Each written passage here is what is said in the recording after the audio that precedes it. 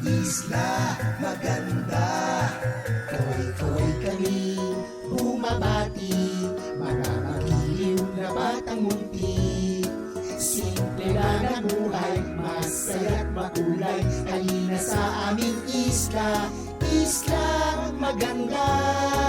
Dito kami ay tulong-tulong sa isa't isa, sa gaan o hirap. Sama-sama sa laro't pag-aaral, mga awit at sayaw. Halina sa aming isla maganda.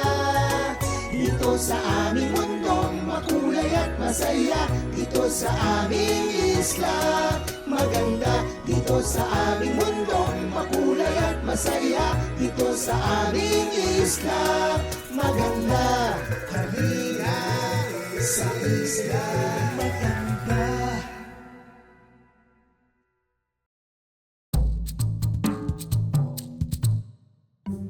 Bukas ng araw ng mga guro at wala pa akong pangregalo. Ano pang magagawa ko? Isa-isang hakbang lang, gaya nito. Kailangan ko magmadali. Kailangan 4 na hakbang.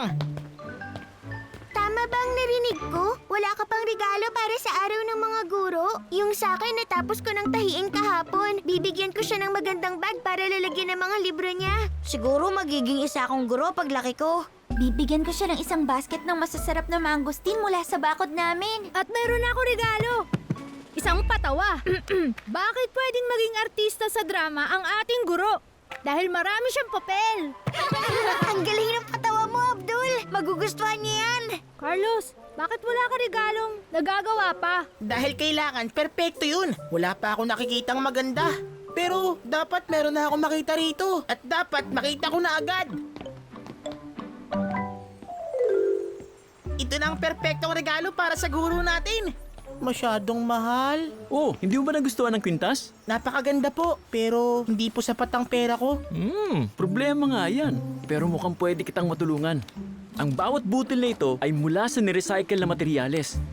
Gaya ng kwintas na yun, pwede kong ipakita sa'yo kung paano gumawa. Mas mura kung bibili ka ng butil at ikaw na ang maglalagay sa tali. Ang isang regalong gawa mismo ng sarili mong mga kamay ay napaka-espesyal. Anong tingin mo? Ayos na ayos po. At itong butil na itong ilalagay ko sa pinakagitna ng kwintas niya. Tiyak na magugustuhan niya to. Ang unang hakbang, Unang hakbang? gumawa ng buhol sa dulo ng tali. Ikaw naman. Masyadong maluwag, pero huwag ka mag-alala. Pwede mo pa uling itali yan ng mas mahigpit. Unang hakbang, gumawa ng buhol sa dulo ng tali.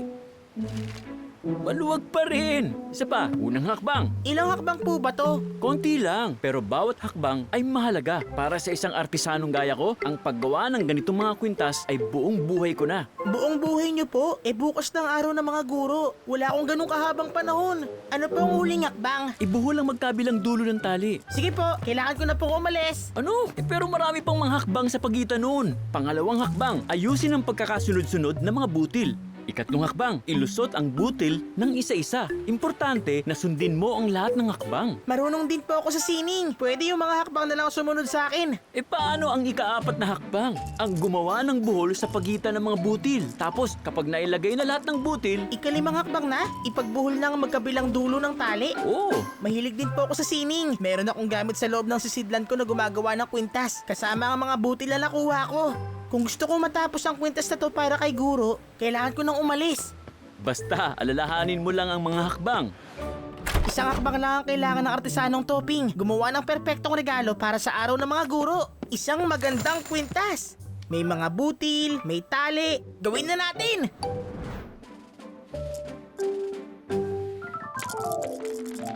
Laging nauuhulog ang mga butil mula sa tali. Ano bang problema ng tali na to?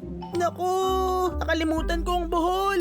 Unang hakbang, gumawa ng buhol sa dulo ng tali. Kapag inuna mo munang gumawa ng buhol, hindi mauhulog ang mga butil. Nasaan ka na, espesyal na butil? Saan ka na napunta? Ping! Salamat, Ping! Tapos na! At marami pa akong oras para... Naku!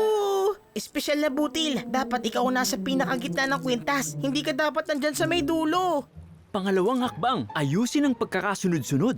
berde, espesyal na butil, asul, berde, asul, berde. Ay, kailangan ko nang madaliin to. Mabagal lang pa isa-isang lagay ng butil. Kayang-kaya kong pagsabay-sabay ng 9 na butil.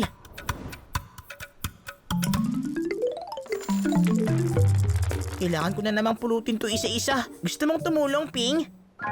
Ayaw mo? Mas mabilis pala sana kung pa isa-isa ko na lang nilagay ang butil. Ikatlong hakbang, ilusot ang butil ng isa-isa. Ika-4 na hakbang, gumawa ng buhol sa pagitan ng mga butil. Kailangan kong magbuhol sa pagitan ng bawat butil? Hindi pwede. Lalo ko magtatagal nun. Isang buhol lang. Ayos na. Ika-5 hakbang, ibuhol na ang magkabilang dulo ng tali. Kaya pala kailangan kong gumawa ng buhol sa pagitan ng bawat butil. Kapag naputol ang tali, hindi maghihiwa-hiwalay lahat ng mga butil. Hindi! Nabasag yung espesyal na butil! Ah! Anong problema, Carlos? Nasira ang kwintas ko. Wala na akong perpektong regalo para sa guro natin. Meron ba kaming maitutulong? Ay, sa tingin ko, wala nang... Ha? Tingnan niyo tong kabibi! Kumikinang siya na parang yung espesyal na butil ko. Meron pa rin ako magagamit para sa regalo ko. Salamat, Abdul. Para po ito sa inyo, guro. Ang ganda namang tali nito. Ang gagandang mga butil.